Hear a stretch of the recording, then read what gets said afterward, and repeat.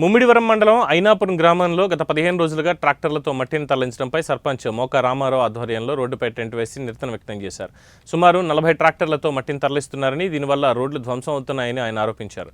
తన్నెలకు సమీపంలో అక్రమ రొయ్యల చెరువు తవ్వి ఆ మట్టిని ఇతర ప్రాంతాలకు తరలిస్తున్నారని, ఈ ట్రాక్టర్ల వల్ల తాము ఇబ్బంది పడుతున్నామని గ్రామస్తులు ఆగ్రహం వ్యక్తం చేశారు. తక్షణం చెరువు తవ్వకాలు నిలిపివేసి మట్టి తరలింపు ఆపాలని డిమాండ్ చేశారు. సంబంధిత శాఖల అధికారులు తక్షణం చర్యలు తీసుకోకపోతే తమ ఉద్యమాన్ని ఉధృతం చేస్తామని సర్పంచ్ మోకా రామారావు హెచ్చరించారు. లేవు, చాలా ఇబ్బందికరమైన పరిస్థితులు. గత ప్రభుత్వంలో కూడా చేయలేదు. ఈ ప్రభుత్వం సంవత్సరం అయినప్పటికీ కూడా ఏ విధమైన రోడ్లు రహదారులు అనేది చేయలేదు. కాబట్టి మేము గత ప్రభుత్వం ఉన్నప్పుడే బాడో రోడ్లో పంచాయతీరాజ్ ప్రాజెక్టు నుంచి 1,30,000 గ్రాంట్ తోటి రోడ్డు చేయడం జరిగింది. అది జిఎస్టీ వేసి కన్స్ట్రక్షన్లో ఉంది. జిఎస్టీ వేసిన తర్వాత దానికి బీటీ తారు వేయవలసిన అవసరం ఉంది.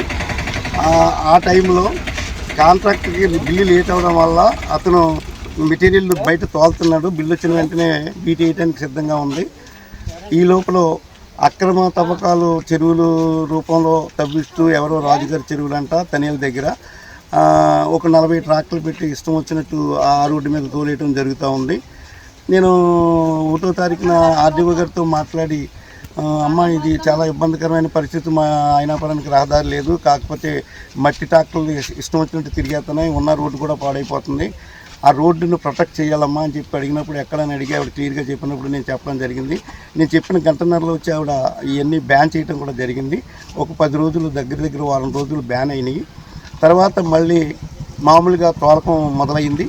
మరి పైనుంచి ఏ నాయకులు చెప్పారో నాకు తెలియదు, నాకైతే పూర్తి వివరం లేదు. కానీ తోలుతున్న దాని మీదట నేను వెంటనే ఒక సర్పంచ్గా బాడీనంతా కూర్చోబెట్టి మీటింగ్ పెట్టుకుని నేను ఒక లెటర్ డ్రాప్ చేసి, ఈ ఒక లెటర్ మీద మా బాడీ వైస్ సర్పంచ్, నేను, నా బాడీ 14 మంది సంతకాలు పెట్టి కలెక్టర్ గారికి, ఆర్డీఓ గారికి, ఎఫ్డిఓ డిస్ట్రిక్ట్ డెవలప్మెంట్ ఆఫీసర్కి, ఎండిఓ గారికి, ఎంఆర్ఓ గారికి, మన శాసనసభ్యుల వారికి కూడా పంపడం జరిగింది.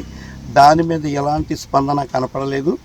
తర్వాత మళ్ళీ ఇదే తోలకం తోలుతూ మరి వాళ్ళంతా కుర్రోళ్ళు 40 ట్రాక్టర్ల మీద ఉన్న వాళ్ళంతా 20 సంవత్సరాల కుర్రోళ్ళు దారుణంగా ఒక చేత్తో సెల్ల పట్టుకుని ఒక చేత్తో స్టీరింగ్ పట్టుకుని తోలుతూ ఉండటం భయాందోళనకు గురయ్యి ప్రజలు నన్ను ఏం చేస్తున్నారు సర్పంచ్ గారు, మీరు రావాలా బయటికి, మీరు రోడ్డు పాడైపోతుందని చెప్పి దాని మీదట ఈరోజు నేను ఇక్కడ వాటర్ ట్యాంక్ దగ్గర ఐనాపురం వెళ్ళే దారిలో నేను